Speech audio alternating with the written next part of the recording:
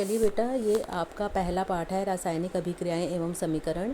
शुरू से पढ़ते हैं, ठीक है। और ताकि आपको इस बुक में जो भी चीज़ दी हुई है, जो भी टॉपिक दिए हुए हैं, आपको अच्छे से समझ आ जाएं। तो चलिए शुरू करते हैं। रासायनिक अभिक्रियाएं एवं समीकरण।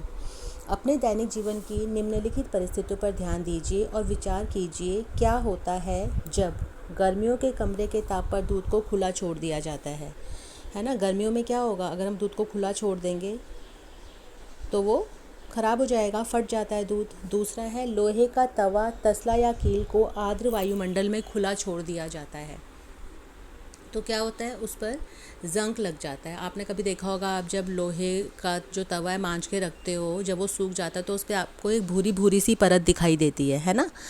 अभी वो बताऊंगी मैं आपको क्या होता है। जब जैसे जैसे हम लेसन में आगे बढ़ेंगे, आपको इन चीज़ों के फॉर्मूले वगैरह पता चल जाएंगे। तीसरा पॉइंट है, अंगूर का किण्वन हो जाता है। किण्वन होना मतलब जैसे अंगूर की शराब बनती है ना, फर्मेंटेशन होना, ठीक है। थर्ड है, भोजन पकाया जाता है। हमारा शरीर भोजन को पचा लेता है, हम सांस लेते हैं। मतलब जब इन्होंने ये सारी परिस्थितियाँ दी हुई हैं, तो देखो क्या हुआ है बेटा, इन सभी परिस्थितियों में प्रारंभिक वस्तु की प्रकृति तथा पहचान कुछ ना कुछ बदल जाती है। मतलब जो शुरू में चीज़ होती है वो बाद में नहीं रहती, उसमें बहुत फ़र्क आ चुका होता है। तो ये जो सारी चीज़ें हमने भी पढ़ी हैं, ये सारे आते हैं रासायनिक परिवर्तन में। रासायनिक परिवर्तन, देखो एक तो उनका रूप बदल चुका होता है ना। उनका मतलब रूप बदल गया है, उनके रंग में चेंज आ गया है। अगर अंगूर है, अंगूर तो बिल्कुल ही बदल गया कि उसकी शराब बन गई। तो जो इस टाइप के परिवर्तन होते हैं, अब जब खाना पक गया तो उसको हम दाल अगर हमने बना लिया तो दोबारा हम कच्ची दाल में नहीं बदल सकते उसे। तो ये सारे होते हैं रासायनिक परिवर्तन। तो जब कोई रासायनिक परिवर्तन होता है तो हम कह सकते हैं कि एक रासायनिक अभिक्रिया हुई है। ये देखो, ये इंपॉर्टेंट लाइन है कि जब भी किसी चीज़ में रासायनिक परिवर्तन होता है तो इसका मतलब कोई ना कोई रासायनिक अभिक्रिया हुई है, कोई ना कोई केमिकल रिएक्शन हुई है, ठीक है। आगे देखते हैं। आप शायद सोच रहे होंगे कि रासायनिक अभिक्रिया का वास्तविक अर्थ क्या है, हम कैसे जान सकते हैं कि कोई रासायनिक अभिक्रिया हुई है।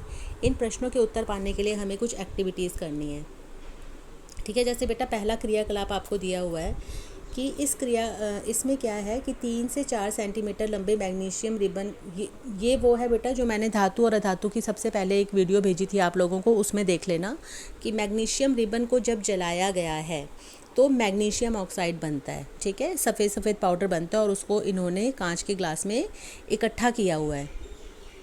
तो ये रासायनिक परिवर्तन है, ये एक रासायनिक अभिक्रिया हुई है। मैग्नीशियम का फीता था, रिबन था, उसको जला दिया, अब मैग्नीशियम ऑक्साइड बन गया। बेटा जलाने का मतलब है, जैसे ही हमने मैग्नीशियम को जलाया, ठीक है, हवा में ऑक्सीजन गैस भी होती है, तो मैग्नीशियम ऑक्सीजन से रिएक्शन करके मैग्नीशियम ऑक्साइड बना देता है। ये एक रासायनिक अभिक्रिया है, ठीक है बेटा। अब आगे यहाँ पे देखो लिखा भी हुआ है,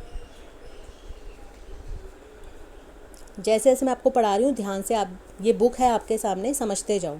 आपने देखा होगा कि चमकदार श्वेत लौ के साथ मैग्नीशियम रिबन का दहन हुआ है और एक सफ़ेद चूर्ण में वो बदल गया है। तो ये किसकी वजह से हुआ है, मैग्नीशियम ऑक्साइड की वजह से, ठीक है। मैग्नीशियम ऑक्साइड, मैग्नीशियम के साथ ऑक्सीजन जुड़ गया। अब बेटा एक और आपको क्रियाकलाप दिया हुआ है यहाँ पर। एक परख नली में लेड नाइट्रेट का घोल लीजिए, PbNO3, लेड होता है Pb, उसको सीसा कहते हैं, ठीक है। उसको लिया, इसमें पोटेशियम आयोडाइड का घोल मिलाइए। अब देखिए क्या होगा, चलो देखते हैं। इन्होंने ये अलग अलग हमें रासायनिक अभिक्रियाएं दे रखी हैं। तो जब रासायनिक अभिक्रिया होती है, हम कोई दो चीज़ें मिलाते हैं अलग और एक नई चीज़ बन जाती है। कई बार एक अकेली चीज़ से नई चीज़ बन जाती है, ठीक है। ये सारी रासायनिक अभिक्रियाएं हैं, ठीक है। और ये ऊपर भी दिया हुआ है यहाँ पर, ये जो क्रियाकलाप 1.3 है, इनका भी, ये भी किताब में आगे आएंगे लेसन में, फिर हम ध्यान से करेंगे। पहले मैं यहाँ आपको समझा देती हूँ क्या है। ऊपर दिए गए इन 3 क्रियाकलापों के आधार पर हम कह सकते हैं कि निम्न किसी भी प्रेक्षण की सहायता से हम निर्धारित कर सकते हैं कि एक रासायनिक अभिक्रिया हुई है। मतलब हम कब कहेंगे कि कोई रासायनिक अभिक्रिया हुई है, तो उसमें इनमें से कोई ना कोई चीज़ होनी चाहिए। जैसे अवस्था में परिवर्तन, अवस्था में मतलब जैसे पहले वो मैग्नीशियम रिबन था, जल गया तो वो सफ़ेद रंग का चूर्ण बन गया, उसकी अवस्था में परिवर्तन आ गया। रंग में परिवर्तन, रंग में भी परिवर्तन आ जाता है जब भी कोई रासायनिक अभिक्रिया होती है। या तो कोई गैस निकले, किसी ना किसी गैस का निकास होता है, या उत्सर्जन, उत्सर्जन मतलब निकलती है कोई ना कोई गैस, या तापमान में परिवर्तन होता है। मतलब जैसे हम किसी फ्लास्क में मान लो अगर हमने, जैसे इन्होंने यहाँ पे ये बताया है कि जिंक लिया हमने दानेदार, ये जो क्रियाकलाप 1.3 है, इसमें हमने HCl डाला, तनु हाइड्रोक्लोरिक अम्ल, हाइड्रोक्लोरिक, बेटा आपको ये याद हो जाने चाहिए, हाइड्रोक्लोरिक अम्ल ये होता है, या सल्फ्यूरिक अम्ल, सल्फ्यूरिक अम्ल ये होता है H2SO4।